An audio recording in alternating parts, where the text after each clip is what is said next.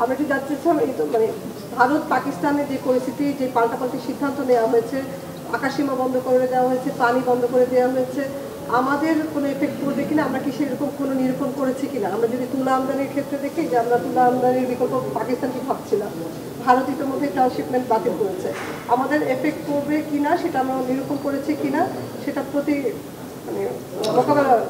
দেখুন, আধুনিক জমানায় সব কিছুই সবাইকে কম বেশি এফেক্ট করে, কাজেই কোনো কিছুই আমাদেরকে একটু এফেক্ট করবে না সেটা আমি বলি না। তবে তাদের যে সংঘাত, সেই সংঘাত সরাসরি আমাদেরকে এফেক্ট করার কিছু নেই, কারণ আমরা এতে কোনো পক্ষ নই।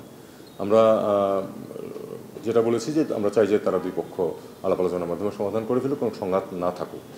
ব্যবসা বাণিজ্যের ক্ষেত্রে যে কোনো সংঘাতেই বা যে কোনো সম্পর্ক খারাপ হলে ব্যবসা বাণিজ্যে তো এফেক্ট পড়ে। তবে এর মানে এই নয় যে আমরা তো পাকিস্তানের সাথে সংঘাতে লিপ্ত না, কাজে তাদের কাছ থেকে আমাদের যদি স্বার্থ থাকে তুলা আমদানি করা, আমরা সেটা করব। ভারত আমাদেরকে যে ট্রান্সশিপমেন্ট সুবিধা দিচ্ছিল গত বছর দেড়েক যাবৎ, সেটা তারা উইথড্র করেছে। আমাদেরকে আমাদের মোডাস ভিভেন্ডি বের করে নিতে হবে যে এই পরিস্থিতিতে আমরা কীভাবে করতে পারি। আপনি জানেন যে আমরা ইতিমধ্যেই সিদ্ধান্ত নিয়েছি যে সিলেট থেকে সরাসরি ফ্লাইট যাবে। আমাদেরকে এভাবেই নিজেদের স্বার্থ রক্ষার ব্যবস্থা করতে হবে। আমি মনে করি যে এটা এভাবেই এগোবে। তাদের সংঘাতের কারণে আমাদের ব্যবসা বাণিজ্যের যে এফেক্ট যদি হয়, সেই এফেক্ট যাতে বেশি আমাদের ক্ষতি করতে না পারে, আমাদেরকে সেই অনুযায়ী ব্যবস্থা নিতে হবে। বাংলাদেশ ভারত সীমান্তে বাড়তি নিরাপত্তার ব্যবস্থা করা হবে কিনা? এটা হয়তো নিরাপত্তা নিয়ে যারা সরাসরি কাজ করেন তারা হয়তো বলতে পারবেন। এই মুহূর্তে আমার কাছে এরকম কোনো তথ্য নেই।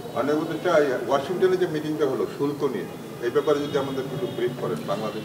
এটা নিয়ে তো ওই যারা শুল্ক নিয়ে আলোচনা করতে গেছেন তারা ফিরে আসছেন, আমার মনে হয় আপনারা তাদেরকে জিজ্ঞেস করুন, কারণ আমি ওই একবারই একটা কিছু বললাম, সেটা হয়তো সঠিক রিপ্রেজেন্টেশন নাও হতে পারে। Thank you.